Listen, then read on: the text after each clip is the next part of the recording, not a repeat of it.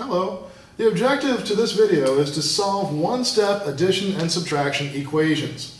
You may remember back in elementary school when you're given problems like this, where you had a big box plus a number equals a number, and you had to count with your fingers to try and find out what number you put in here to give to the 5.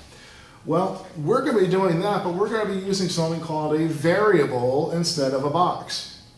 A variable is a letter that represents a number. And yeah, variables could be other things too. The box here actually is a variable. But we tend to stick in the older levels here, or grade levels here, we stick with letters instead of pictures like boxes. So we have x plus 3 equals 5. And we're going to solve these equations using something called opposite operations. Because although guess and check is a perfectly legitimate method and it works great, when you get to problems like this later on, which you will get to, you're not going to be able to guess and check these. So if you work with the opposite operation methods, you'll be able to work with those throughout your high school career there, whereas guess and check, not always going to work for you. So what are opposite operations? Well, when it comes to addition and subtraction, they are the opposites of each other. Plus, the opposite of plus is minus. And here I have the equation 3 plus 2 equals 5. This equation is balanced. Both sides are equal. Well, I want to find out what number the number exactly is. If I didn't know what this was, I would have to do the opposite operation to figure out what this number was. I would have to subtract the 2. And when I subtract the 2 from both sides, 2 minus 2 is 0. And anything plus 0 is itself. So it drops out. This side, 5 minus 2, gives me 3. And you'll notice the numbers are not only equal, they're the same number. So let me know that this was 3. Down here, the opposite of subtraction is addition. So here, in order to get to the other side of the equal sign, I'm going to add 1. These will cancel. I'll get 4 is equal to 4, which is true. Now we're going to move over here where we've got the variables involved. Now, in order to solve these, we don't know what this number is. So we know we have to work with the opposite operation here to solve. So to get this number to the other side of the equation, we're going to do the opposite of addition, which is subtraction. And this cancels out.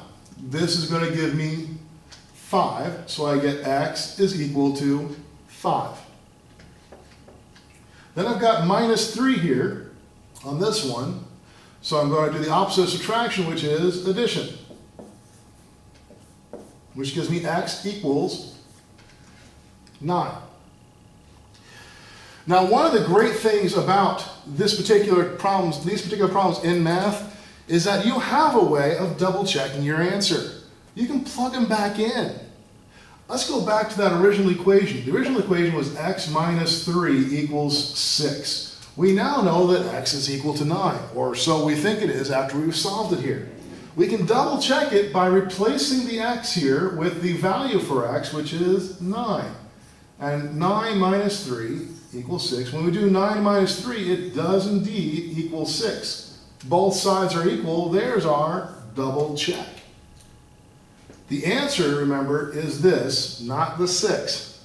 A lot of people, when they do the double check, forget to go back to the original answer there. The answer is the x equals 9. Okay, it's important that as you're doing math, as you're learning math, you're practicing it. You're actually doing it. So I want you guys to take a moment, and when I'm finished talking here, pause the video and try these 4 problems in your notes. And afterwards, we'll go over those problems and give you the answers. So pause the video now and try these 4 problems. Welcome back. This one, what we're going to do is we're going to do the opposite of subtraction, which is addition. So we add 4 to both sides, and that gives us x equals 11. This one, we're going to subtract 5 from both sides, so we get x equals 3. Over here, we're going to subtract 4. Opposite of addition is subtraction. We're going to subtract 4 from both sides, and we get a equals 9. Notice how the process didn't change just because the letter changed from X to A. It's still the same process. And then we have C minus 9. We're going to add 9 to both sides of the equal sign, and we get C is equal to 20. And in my class, when you get to a final answer, you either box or circle your final answers. This would be showing your work. This middle step here would be showing your work.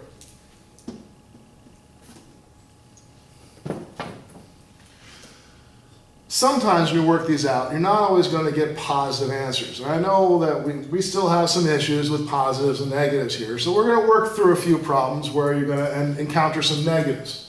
Here we have x plus 5 equals 1. The opposite would be subtraction. So we subtract 5.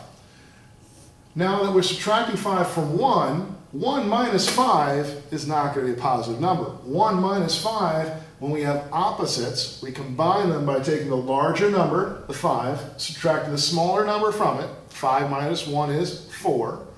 Give it the sign of the larger number for the answer, you get negative 4 for the answer.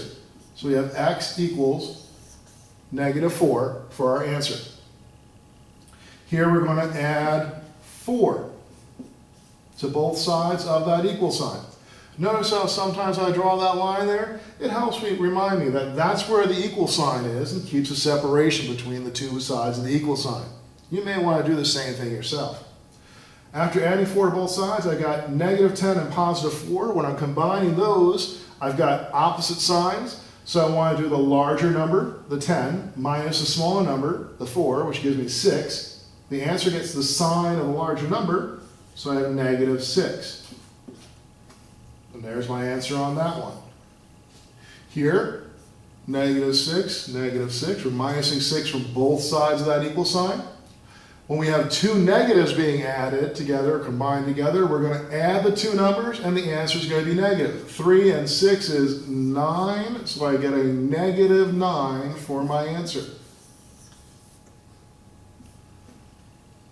Here I'm going to add 5 to both sides.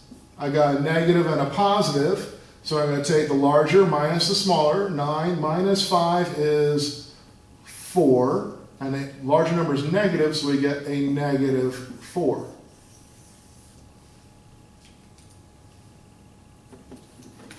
Again, I can't stress how important it is that you can actually double check your answers by plugging the answers back in. Can't stress it enough, so I'm doing it again. Here on this one, to solve this one, I add 5 to both sides of that equal sign. And that's going to give me x is equal to 15 plus 5 is 20. So there's my answer. To double check it, I plug back into the original equation. This is the original equation. Changing the x to a 20, I get 20 minus 5 equals 15, and 20 minus 5 is indeed 15. Since both sides are equal, there's our double check.